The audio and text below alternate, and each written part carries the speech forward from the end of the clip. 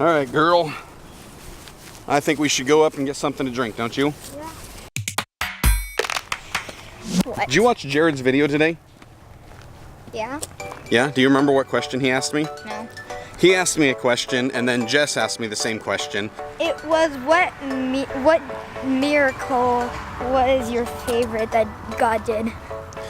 Yes, she was actually a little bit more specific because she didn't say what miracle did God perform, and she didn't say what was your favorite miracle in the Bible. She said, what was your favorite Jesus miracle? So do you ever have those moments, guys, where you're just like craving something and you're looking around the house and what it is you're craving, it's not necessarily that it's a bad thing, but it's just you're having a craving. And you figure, you know what? I don't care that it's 8 o'clock at night. I'm gonna go get it. Do you ever have that? No. I do. So my favorite Jesus miracle is actually when Jesus healed the man that was born blind in John chapter 9. Oh yeah. I like that miracle, and it's my favorite for 2 different reasons. So Cliff Notes version for those that don't really remember it or you just want my commentary on it. This man was born blind, and he really just kind of sat around begging the whole time. Yeah, it was adorable little dog. Adorable little doggy. Jesus tells this guy that he's going to heal him, but what he does is he spits into some dirt, rubs it together, slaps it in this guy's face, then tells him to go wash it off so he can have his sight restored. See, the thing I love about that and the way that Jesus performed this miracle was because it defied all religious tradition. There's so many times that we expect God is going to operate in a certain way, and all of a sudden he does something strange that we don't understand, and we say, well, that surely can't be God. I've never known him to do something like that. Failing to realize that the scripture says, if we were to write down everything that Jesus did, there's not enough room in the world to contain all the volumes. It was always neat to me to see that when Jesus heals this guy, he does it in a really weird way. I mean, how would you like it if Jesus said, I'm going to heal you after I smother you in dirt and mud? I didn't like that. But if that's what you needed, would you take it? Yeah. I probably would too. So that's the one way that I love that story, because it's how Jesus kind of approaches this. All right, time to switch arms. This thing's... Whoa, I can use the other one. All right, switch. There's a fresh perspective. Now you get my even better side.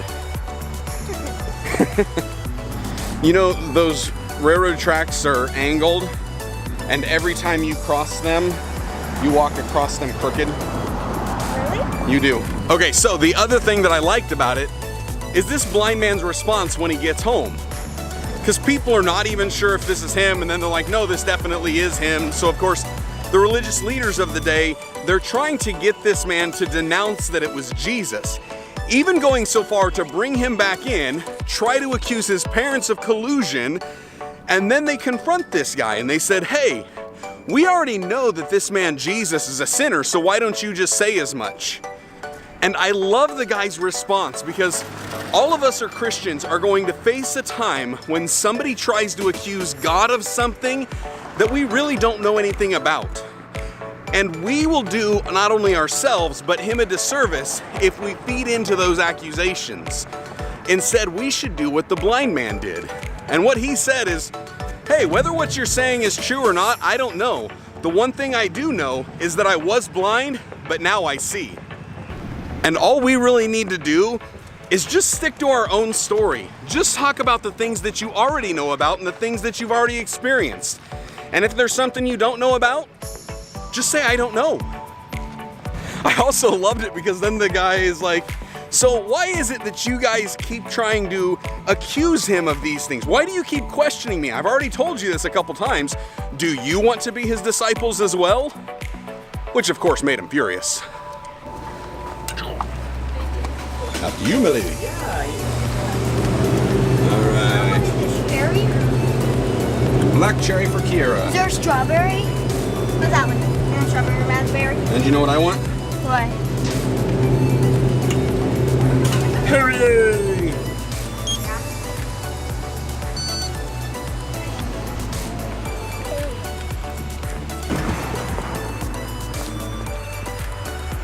See guys, did you see that? She walked crooked. She walked crooked. She walked out of screen. Hey, how you guys doing? Too good. Out walking? How'd you like roller skating? It was fine. It was fine. Good stuff. We'll see you guys later. Have a good night. So, I've got to ask Jared a question. I don't know what to ask him. What can you think? Oh, I'm dying. Nothing about their goats or their kitties or their dogs? I like their kitties. You like their kitties? What about their goats? They're cute too. What about their dogs? They're adorable. They're adorable. You don't want to know them? You don't want to know, like, hey, what are the name of all of your animals? Yeah. You know how Jared talked about how Wednesday is his Sabbath day? Saturday is typically mine. Today was just kind of a laid-back day. It was one where I was just taking it easy, really relaxing, trying to just kind of make sure that all of my mental focus and energy is ready for tomorrow because, well, it's Easter. And that means you guys are probably watching this after Easter. And so I have a question for you guys. And it's the exact same question I have for Jared. So all of you get the same question today. How was service today? Really, how was church? I'm genuinely interested and I want to know. So Jared, I expect to have an update on Monday's vlog, maybe even a little sermon snippet if you can figure out how to do that. And for the rest of you, I expect to hear something about it in the comments section below. Tell me, what was it that God was really speaking to your heart through the service today? So that's what I want to know. If you guys are new to the channel, hit that subscribe button. Go check out Jared the Bite of Brownies. I've got a link to his channel down in the description below. Make sure you subscribe there. Like, share, do all the things that we normally ask you to do, and I'm too tired to think about what that is. What else am I supposed to tell you? Oh yeah, stay blessed. Enjoy God's best. Enjoy God's best. And have a good day. And have a good day. All right, Kelly, this is for you. Guess what time it is? Dance party!